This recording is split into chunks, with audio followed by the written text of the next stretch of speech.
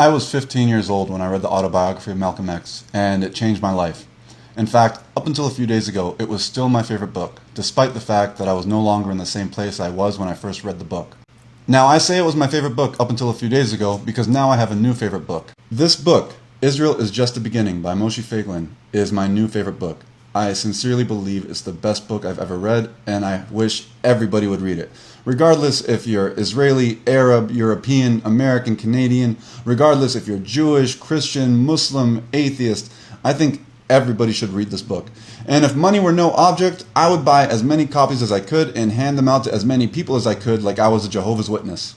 I love this book for the same reasons I love Malcolm X's autobiography. It dealt with the crucial question of one's identity, whether it's on the individual level, the collective level, or the national level. One of the things that stands out is immediately Moshe tells you that this is not meant to be a history book. It's not meant to be a detailed account of geopolitical events. It is a book of thoughts, and it is absolutely thought-provoking. This book will make you think. An important and somber detail about this book is that Mr. Feiglin wrote this book while suffering one of the worst tragedies a family can imagine. This book was written in memory of his grandson Yair Levine, who died in battle in Gaza. Early on in the book, Mr. Feiglin draws a distinction between freedom and liberty. Although those two things are used interchangeably, they are not the same idea, and in a way they're actually contradictory. And then he draws a distinction between a Jewish ethos and an Israeli ethos. The Jewish ethos and the Israeli ethos are constantly competing with one another for the identity of Israel. In the words of Mr. Feiglin, Israel's struggles are framed as being about equality, democracy, and rights. The foundational question of contention is with whom the state's sovereignty truly lies. Which side will the armed forces obey?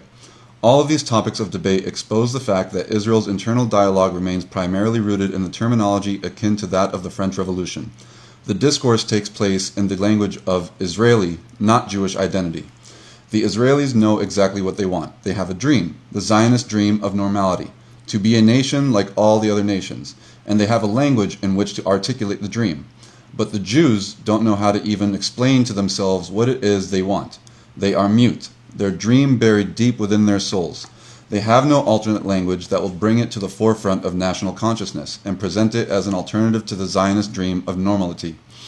Over the course of 2,000 years of exile, the Jews have forgotten the dream that set our forefather Abraham off his great journey, and through you all the families of the earth shall be blessed. Genesis 12:3.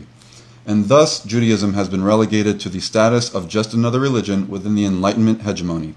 The eyes of the Jewish ethos remain veiled. Its mouth is ready to speak, yet lacks language and words. Hence, the Israeli ethos always has the upper hand over the Jewish one. Meanwhile, Israel's distinctly Jewish character is gradually disappearing. Now, predictably, Israel's current political situation is downstream from the battle between the Israeli and the Jewish ethos. I'm going to read another excerpt from his book. While the Israeli right never possessed a coherent vision, the Israeli left most certainly did. The Oslo Accords stand as a striking example of a bold and groundbreaking geopolitical move born of long-term strategic thinking. In 1992, the Labour Party under Yitzhak Rabin defeated the Likud, then led by Yitzhak Shamir. It was a narrow victory, with the right winning the popular vote. Moreover, Labour's victory was only made possible by explicit campaign promises that no negotiations would be held with the PLO. The razor-thin electoral win and their clear public commitments should have precluded any dramatic, irreversible shift on the scale of the Oslo Accords. And yet, the Israeli left wasted no time. It stormed forward with the Oslo agreements, fundamentally reshaping Israeli policy and reality on the ground for decades to come. Tragically, the visionless right-wing government that followed failed to undo this transformation. The right inherited Oslo and accepted it. Why does the left have a vision and the right does not? The left, which at its core does not seek a Jewish state but a civil one, in other words, a state of all its citizens, has no difficulty importing foreign ideologies and values and copy-pasting them onto Zionism. Once it was socialism, today it is the most extreme values of progressivism. The right, by contrast, is rooted in Jewish nationalism and aspires to build a distinctly Jewish state in the land of Israel. But it has no off-the-shelf ideological template it can simply adopt. For the Jewish majority in Israel, there is no alternative. It must forge its vision from the wellsprings of the great Jewish ethos, from the Torah of Israel, from the vision of the prophets, from the Talmud, from rabbinic literature, from the liturgy, the legends, the midrashic texts, from Jewish history, and from the dreams of all generations. That vast inheritance must be adapted to the renewed Jewish state in the modern era. The right has no other expanse from which to carve out its vision, and yet Israel's Jewish majority has not yet risen to meet this challenge. This, then, is the great task, to formulate the modern Jewish vision. Once that vision exists, a coherent security doctrine will follow, and with it, victory. The most important word from what I just read is the word vision. Without a vision, you don't have goals, and anything less than a goal is effectively a waste of time.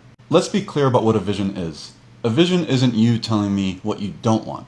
A vision is you telling me what you do want. I don't want to see a Palestinian state. Mr. Feiglin doesn't want to see a Palestinian state. But that in and of itself is not a vision. The vision is what you plan on doing in lieu of a Palestinian state. How are you going to handle that hostile population? What are you going to do inside your own country? How are you going to solidify Israel's identity? These are the most pressing things that Israelis and Jews around the world have to think about today. Mr. Feiglin also correctly identifies another problem, that the West's identity is being attacked. It's being attacked on two fronts. On one side, you have the Islamo-Nazis, and on the other side, you have the progressives. In many ways, this resembles how Poland was attacked, by the Nazis on one side and the communists on the other. Now, I would add that there is a third group that is equally detrimental to American society, and that group is the alt-right. But regardless, this one line in his book pertains to all three of those groups, the Islamo-Nazis, the progressives, and the alt-right. There is no point in searching for human logic in places far removed from any sense of humanity. That perfectly describes the alt-right, the progressives, and the Islamo-fascists. Now, as I wrap up this interview, I want to address something. Liberal Jews and Israelis have personally told me that they're disappointed with what they perceive to be my pivot towards the right in platforming somebody like Moshe Feiglin. And I'm not really in the business of justifying anything I do to anybody, but I do want to say this. My advocacy for Israel comes with a very real threat against my life. Anybody who advocates for Israel has that threat. But for me, an Egyptian Zionist who once hated Israel and now supports Israel, that threat is all the more real. So if I'm going to advocate for Israel with this threat against me, I'm going to interview whoever the hell I want, and I make no apologies for it.